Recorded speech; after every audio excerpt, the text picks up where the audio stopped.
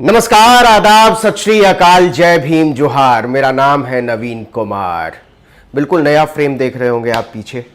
दाहिनी तरफ एक रसोई का दरवाज़ा है जिसको खींचकर स्टूडियो नुमा बना दिया गया। बाईं तरफ एक टेलीविज़न चैनल है, एक छोटी सी लाइट है और ये बम्बई शहर का कांदीवली इलाका है। आर्टिकल 19 के पैट्रन हैं संदीप बिश्वास, उनका घर है। वहाँ से मैं आपसे बात कर रहा हूँ, संवाद कर रहा हूँ और मुझे बात करनी है भारतीय राजनीति की। भारतीय राजनीति की जो हालत है वो इस मसालदान की तरह हो गई है जिसमें हल्दी है, धनिया है, तेजपत्ता है, कुछ और मसाला है, जीरा है। तो कौन सा मसाला कहां, कब, किस सब्जी में मिलाया जाएगा और उसका स्वाद निकल कर क्या आएगा, ये तो तैयार होने के बाद ही पता चलेगा। और भारतीय राजनीति का जो ये पूरा प्रिपरेशन है, जो सब्जी बन रही है, ये 2024 के लिए पकाई जा रही है। जीतन राम मांझी बिहार में किधर से किधर चले गए और अगले साल तक, मतलब इस साल के आखिर तक कहां जाएंगे कोई नहीं जानता। महाराष्ट्र की हालत, जहां मैं बैठा हुआ हूं, वहां की हालत तो सबसे ज्यादा मसालेदार है। और सबसे बुरी फजीहत अगर किसी की हुई है तो देवेंद्र फडणवीस की हुई है। भारतीय जनता पार्टी के सबसे बड़े मोहरे हैं। मोहरे इसलिए कह रहा हूं कि उन्हीं को दांव पर लगाकर चालें चल रही है भारतीय जनता पार्टी और उनकी समझ में नहीं आ रहा है कि उनका प्रमोशन हो रहा है कि डिमोशन हो रहा है। वो चीफ मिनिस्टर से डिप्टी सीएम बने, पहले सीएम बनने को भी तैयार नहीं थे, फिर डिप्टी सीएम बने, अब उस पर भी खुश हैं।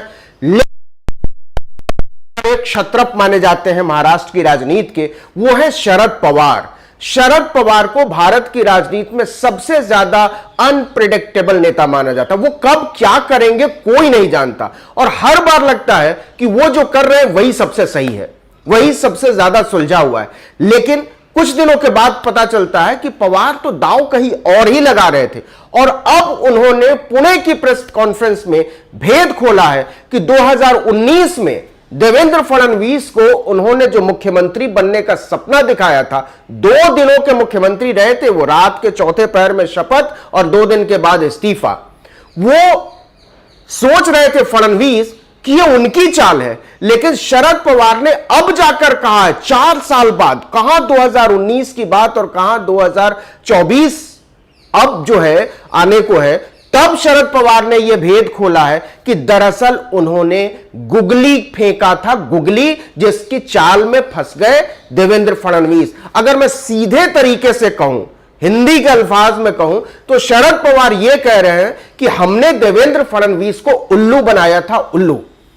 जब चीफ मिनिस्टर बनने पर अड़ गए ज्यादा सीटें आने के बाद और देवेंद्र समझौता नहीं होगा,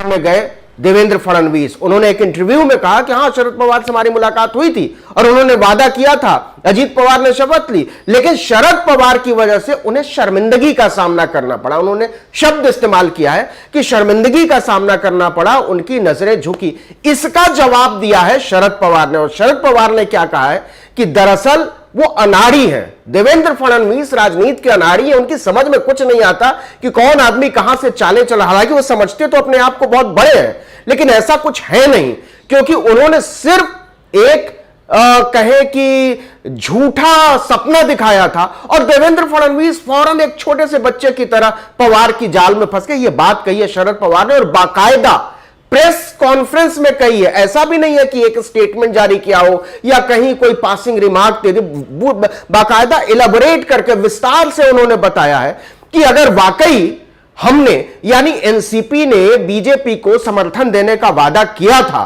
अगर फडणवीस ने या उनकी भारतीय जनता पार्टी ने इंतजार क्यों नहीं किया, उन्होंने यह क्यों नहीं इंतजार किया कि एनसीपी इस बात का बयान जारी करे कि हम भारतीय जनता पार्टी के साथ जा रहे हैं।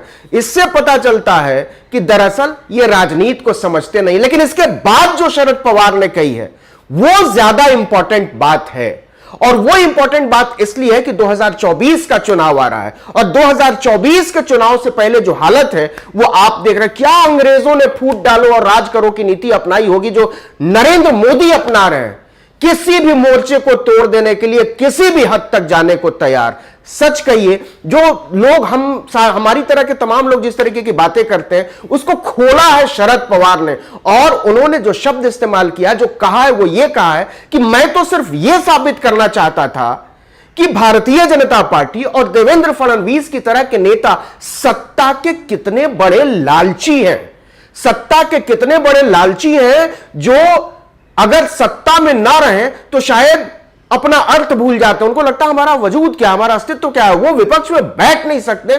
इसको मैं बेनकाब करना चाहता था, एक्सपोज करना चाहता था, और इसके लिए उन्होंने अपने पिता का जिक्र किया कि मेरे पिता क्रिकेट के बहुत अच्छे खिलाड़ी थे। हालांकि मैंने कभी क्रिकेट नहीं खेला, लेकिन मैं गुगली फेंकना जानता हूं। गुगली एक ऐसी गेंद होती है जिसमें वो ऐसे मुड़मुड़ कर जाती है और बल्लेबाज कंफ्यूज हो जाता है। गुगली बहुत मतलब सधी हुई गेंदबाजी मानी जाती है। तो शरद पवार ने कहा कि हमने सियासत की पिच पर गुगली फेंकी और देवेंद्र फडणवीस एक अनाड़ी बल्लेबाज की तरह धड़ाधड़ आउट हो गए, पवेलियन लौट गए। इसके बाद एक अलग कहानी है कि किस तरीके से उन्होंने एकनाथ शिंदे के जरिए शिवसेना को तोड़ा, फिर शिवसेना की पार्टी को एकनाथ शिंदे के हाथ में दिया, फिर चुनाव आयोग का क्या रोल रहा, सुप्रीम कोर्ट में कैसे मुकदमा गया, यह एक अलग कहानी है। लेकिन इस समय जब देवेंद्र फडणवीस, जब नरेंद्र मोदी विपक्ष को पानी पी पी कर गाली दे रहे हैं, तब शरद पवार ने खुलकर सत्ता का लालची करार दिया और यह कह दिया है कि ये ऐसे लोग हैं जो सत्ता के बिना रह नहीं सकते, सत्ता के बिना जीने की कल्पना नहीं कर सकते।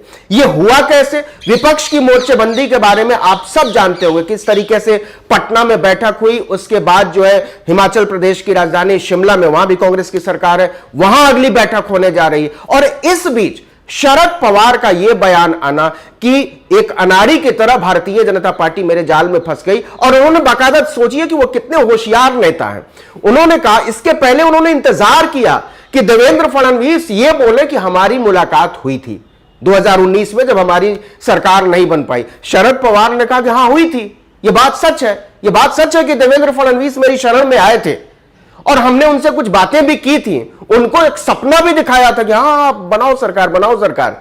बाद में केवल 2 दिन के बाद भोर में 4 बजे भोर में ब्रह्म मुहूर्त में शपथ दिला दी थी, रात के अंधेरे में कहिए, राज्यपाल भगत सिंह कोश्यारी ने। और उसके बाद किस तरीके से 2 दिन के बाद इस्तीफा देना पड़ा, विधानसभा को भी फेस नहीं कर पाए। अजीत पवार डिप्टी सीएम और सीएम बन गए थे देवेंद्र फडणवीस, और फिर तेजी से महाराष्ट्र की राजनीति बदली। इसके एक हफ्ते के बाद महाविकास आघाड़ी यानी उद्धव ठाकरे की शिवसेना, शरद पवार की एनसीपी और कांग्रेस पार्टी ने मिलकर महाविकास आघाड़ी का गठन किया था। उसके बाद एकनाथ शिंदे के जो उस समय के चीफ थे, बॉस थे, उद्धव ठाकरे, उन्होंने मुख्यमंत्री पद की शपथ ली थी और उसके बाद महाविकास आघाड़ी की सरकार लगभग 3 साल तक चली। लेकिन अब वो बात हो गई है किनारे। अब यह भी समझ लीजिए कि शरद पवार ने इस समय यह बात क्यों कही, क्योंकि राजनीति में टाइमिंग का बड़ा महत्व होता है, कब आप कौन सी बात कर रहे हैं, यह बड़ा जरूरी है इस बात को समझना। देखिए कि मैं पिछले लगभग 10 दिन से महाराष्ट्र में हूं और मैं जिन लोगों से भी मिलता हूं वो ये कहते हैं कि इस समय महाराष्ट्र की राजनीति में अगर किसी एक नेता के प्रति सबसे ज्यादा जिज्ञासा है, सबसे ज्यादा अगर उत्सुकता है कि वो कैसे सोच रहा है, क्या बोल रहा है, कहां जा रहा है, तो वो सिर्फ और सिर्फ उद्धव ठाकरे हैं।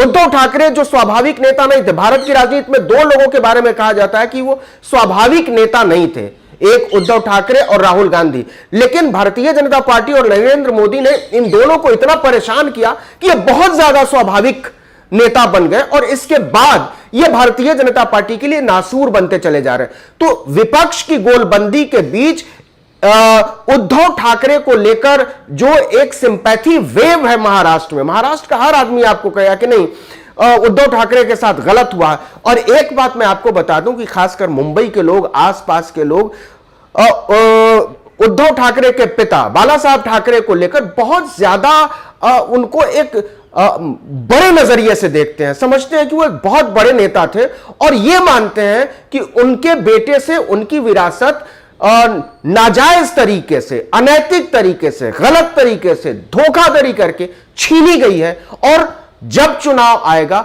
हम इसका जवाब देंगे। तो एक तरीके से जो पूरा विपक्ष कह रहा है कि इस बार का 2024 का चुनाव जनता बनाम भारतीय जनता पार्टी, जनता बनाम नरेंद्र मोदी, जनता बनाम एनडीए होने जा रहा है, वो कुछ कुछ हद तक सही दिखाई देता है। हालांकि अभी बहुत समय है और आने वाले दिनों में राजनीति का ये मसालदान कहां से कैसे, इसमें से कौन सा मसाला निकालकर कौन कहां मिला देगा कोई नहीं जानता। लेकिन फिर भी आपको इस बात पर वाकई हैरानी हो रही होगी कि शरद पवार 2024 के चढ़ते हुए चुनाव, क्योंकि अब सारे नेता लगभग प्रचार में उतर चुके हैं, इस बीच यह कहना कि हमने भारतीय जनता पार्टी को, देवेंद्र फडणवीस को उल्लू बनाया था, और ये सब अभी राजनीति के बच्चे हैं जो राजनीति की चालों को नहीं समझते। इस पर गौर किए जाने की जरूरत है, इसको समझने की जरूरत है, और इस पर सोचने की जरूरत है कि आने वाले दिनों में भारत की राजनीति और भारत की चुनावी राजनीति, अरविंद केजरीवाल को आप देख रहे हैं, कब किधर जाएंगे, किधर पलटेंगे, सामने से वार करेंगे, पीछे से वार करेंगे, कोई नहीं जानता। यह सब मामला बहुत बहुत बहुत दिलचस्प होने जा रहा है। तो ही आने वाले दिनों में सियासत की हर घेरेबंदी, हर मोर्चेबंदी, हर कदम पर हमारी नजर रहेगी। बने रहिए हमारे साथ। हमारा आर्टिकल 19 इंडिया अगर आपने अभी तक सब्सक्राइब नहीं किया तो जरूर कीजिए, फौरन कीजिए, बेल आइकॉन दबाइए, घंटी जैसी एक छोटी सी आकृति बनती होगी उसको दबा दीजिए तो सारे नोटिफिकेशन मिला करेंगे। फेसबुक पेज है हमारा, उसको लाइक कर लीजिए, अगर आपने कर लिया तो और लोगों से कहिए। हमारा ट्विटर हैंडल है आर्टिकल 19_इंडिया, उसको तो कर ही लीजिए फॉलो, और मेरा अपना ट्विटर हैंडल है नवीन जर्नलिस्ट, आप उसको भी फॉलो कर सकते हैं। जहां कहीं भी हमारे वीडियो को देख रहे हो लाइक जरूर कीजिए, सब्सक्राइब तो कर ही चुके होंगे, और अगर कमेंट कर देंगे तब तो बहुत अच्छा, शेयर करेंगे और अच्छा। नमस्कार।